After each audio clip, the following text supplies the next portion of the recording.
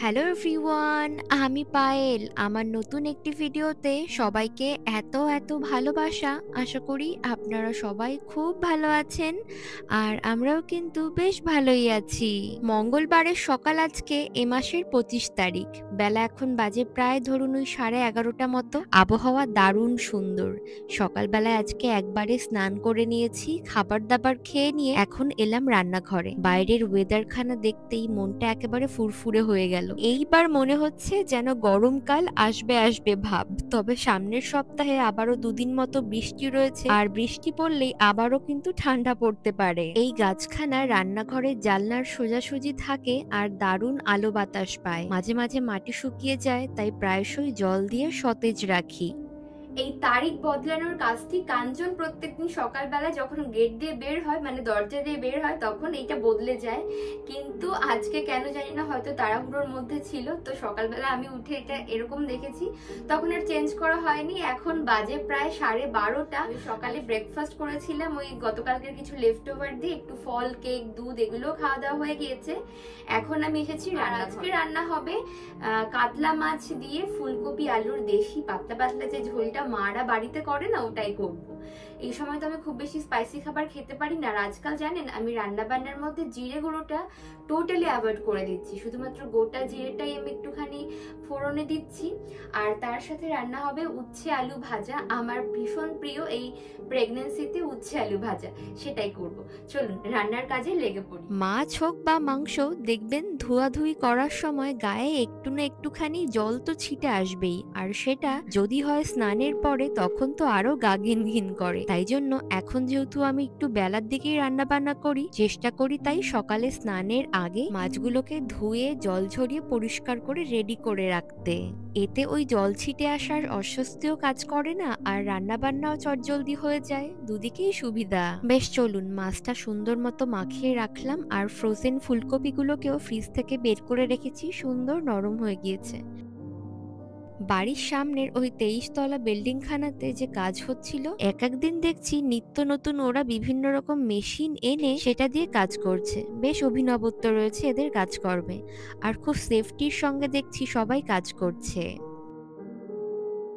একবারে অনেকটা পরিমাণ সাদা তেল দিয়েছি। এই তেলেই মাছ ভাজবো, আবার এই তেলেই রান্না হবে। মাছগুলো ভাজতে দিলাম, একটু হালকা আঁচেই ভাজবো, তার কারণ মাছগুলো না বেশ বড় বড়, আর যদি একটু বেশিক্ষণ ধরে না ভাজি তাহলে দেখা যাবে ঝোলে পড়লে সেটা বড় নরম হয়ে যাবে, আর খেতেও না অত ভালো লাগে না। আমার কাছে মনে হয় মাছের পাতলা ঝোল যদি হয়, সেই মাছের ঝোলের মাছ একটু কড়া করে ভাজলে খেতে বেশি ভালো হয়।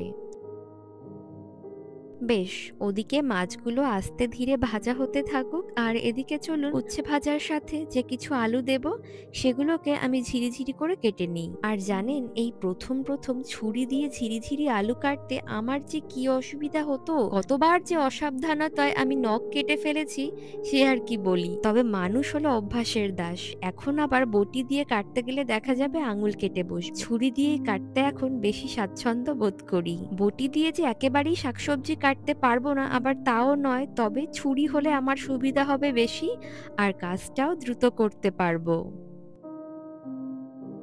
ফ্রোজেন উচ্ছেগুলো ফ্রিজ থেকে আগেই বের করিনি। বেশি আগে বের করলে ওখান থেকে জল বের হবে, আর ভাজার সময় সেটা না কেমন যেন চুপসে যায়, আর খেতে যেটা একেবারেই ভালো লাগে না। তাই জন্য আলুগুলো কাটার পর এখন সবজিগুলো বের করছি। এর মধ্যে দেখছি একটা পটল ঢুকে রয়েছে, এটা বোধহয় ফ্রিজের অন্য কোনো প্যাকেট থেকে এর মধ্যে চলে গিয়েছে।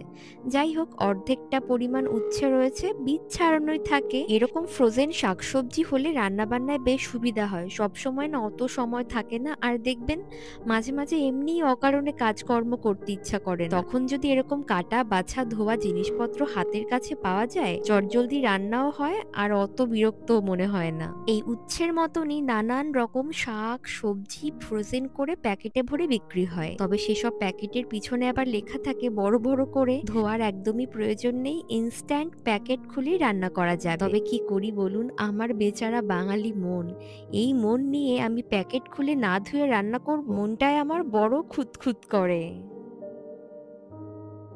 উচ্ছেগুলো বড় শক্ত, জলে ভিজিয়ে রেখে এদিকে ভাজা মাছগুলো তুলে আমি ওই একই তেলে গোটা জিরে, শুকনো লঙ্কা, তেজপাতা ফোড়ন দিলাম। ফোড়নটাকে কোনো রকম নেড়ে চেড়ে একটু হলুদ গুঁড়ো দিলাম। আলুগুলোর গায়ে একটু জল লেগেছিল তো। অনেকেই দেখি কমেন্টে লেখেন তেলের মধ্যে নুন দিয়ে সবজি মাছ ছাড়লে নাকি তেলটা ছিটকে আসে না। নিন, আজকে আপনাদের কথা মতোই কাজটা করলাম, আর সত্যি তেল কিন্তু খুব একটা ছিটে এলো না।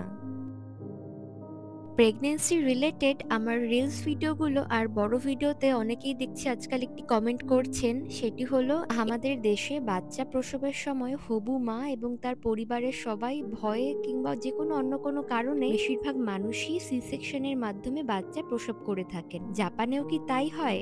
জাপানেও কি চাইলেই সি সেকশন করা যায়, অথবা কোনটা বেশি হয়? সেই বিষয়ে আপনারা অনেকেই কমেন্টের মাধ্যমে প্রশ্ন করেছেন। চলুন বাকি রান্নাটুকুনি করতে করতে আপনাদেরকে সেই বিষয়ে কিছু কথা জানাই। জাপানে মূলত ন্যাচারাল বার্থ বা প্রাকৃতিকভাবে জন্মদান প্রক্রিয়া সিজারিয়ান বা সি সেকশনের তুলনায় অনেক বেশি। এদেশের অধিকাংশ মানুষই সিজারিয়ান নয়, বরং প্রাকৃতিকভাবে জন্মদান দিতেই বেশি স্বাচ্ছন্দ্য বোধ করে। প্রত্যেক মাসের চেক আপের সময় কাঞ্চনও আমার সঙ্গে যায়। যদি দরকার পড়ে মিডওয়াইফস আমাদের দুজনকে বসিয়েই নানান কথা বলেন এবং তথ্য দিতে থাকেন। সি সেকশন নাকি ন্যাচারাল বার্থ হবে আমার এই বিষয়ে কাঞ্চন আগে থেকেই জানতে চেয়েছিল। তো মিডওয়াইফস বলেছিল সেটা আগে থেকে কিছুতেই বলা সম্ভব নয়। যদি বাচ্চার কোনো ক্রিটিক্যাল কন্ডিশন থাকে বা মায়ের কোনো উচ্চ রক্তচাপ জনিত সমস্যা থেকে থাকে, সেক্ষেত্রে বাচ্চার ঝুঁকি এবং আমার সুস্থতার কথা মাথায় রেখে সি সেকশন করা হলেও হতে পারে। তবে উনি আরো একটি কথা বলেন যে সি সেকশনের দিকে আগে থেকে না যাওয়াই ভালো। জন্মদান যেহেতু একটি প্রাকৃতিক প্রক্রিয়া, তাই জন্য প্রত্যেক মেয়েরাই এই কষ্টের মধ্যে দিয়ে অতিবাহিত হন। এত সুন্দর করে ওনারা পজিটিভ কথাগুলোকে বোঝান, যেগুলো শুনে মানুষের মনোবল বাড়তে বাধ্য। আরো জানেন, একটি তথ্য উনি আমাকে বলেছিলেন, সেটি হলো সারা পৃথিবীর সমস্ত দেশের তুলনায় জাপানে নাকি 20 থেকে প্রায় 25% কম মানুষজন সিজারিয়ান পদ্ধতি বেছে নেন। জাপানের সামাজিকতা অনুযায়ী এখানকার মেয়েরা যারা নতুন নতুন মা হয়, তাদের মানসিকতাও না এমন ভাবেই সেট হয়ে রয়েছে প্রথম থেকেই। তাদের কাছে সি সেকশন একটা নেতিবাচক দিক। কাঞ্চনের একজন অফিস কলিগ আছে যার সাথে কাঞ্চনের খুব ভালো সম্পর্ক, আর উনি একজন মা যার 3টি সন্তান রয়েছে। আমি কনসিভ করার প্রথম থেকেই কি খাবো, কি খেলে একটুখানি আরাম পাবো, কি করলে ভালো হবে, আমি সুস্থ বোধ করবো, উনি সব বিষয়ে কাঞ্চনকে পরামর্শ দিতেন। তো ওনার কাছ থেকেই কাঞ্চন একদিন শুনেছিল এই কথাটি, যে জাপানে নাকি মেয়েরা মনে করে যার শরীরে কোনো অক্ষমতা রয়েছে বা কোনো কষ্টজনিত কারণ রয়েছে, বাচ্চার জন্মদানে যার মনোবল একেবারেই কম, সেই নাকি ন্যাচারাল নয় বরং সি সেকশনের মাধ্যমেই বাচ্চা প্রসব করে থাকেন। এই কথাটা শুনে আমার যে কি গায়ে ফোসকা পড়েছিল, তার কারণ আমি ভাবছিলাম, আরে ভাই, শরীর তো যে কোনো সময় যখন তখন যা খুশি প্রতিক্রিয়া দেখাতে পারে, কি করে বুঝবো আমার কি হবে আগামীতে? আজকে অনেকটাই আগে আগে খেয়ে ফেলেছি, প্রায় 2.5 ঘন্টা হয়ে গেছে লাস্ট মিল আমি খাইনি। তো তার জন্য ঝটপট করে খাওয়া দাওয়া সেরে চলুন একটু হাঁটাহাঁটি করব, আর তারপরে ফলগুলো কেটে নেব।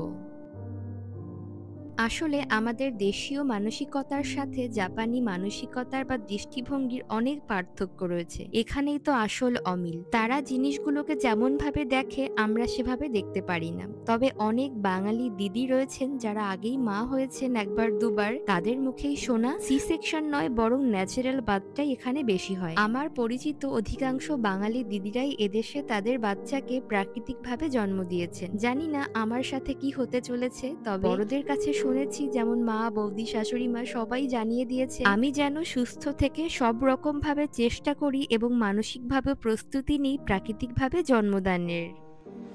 দুপুরে খাওয়া দাওয়া শেষে আমি কিছু ফল কেটে নিয়েছি, এখন একটু তরমুজ নিয়েছি আর একটু আঙুর নিয়েছি। এখন বাজে প্রায় ওই 2:30 মতো। চলুন এই ফলগুলো খেয়ে নিয়ে আজকের ভিডিওটা এখানেই শেষ করছি। ভালো লাগলে please like, comment, share, subscribe করতে ভুলবেন না। দেখা হচ্ছে পরবর্তী নতুন কোনো ভিডিওতে। সবাই খুব ভালো থাকবেন। Tata, bye bye.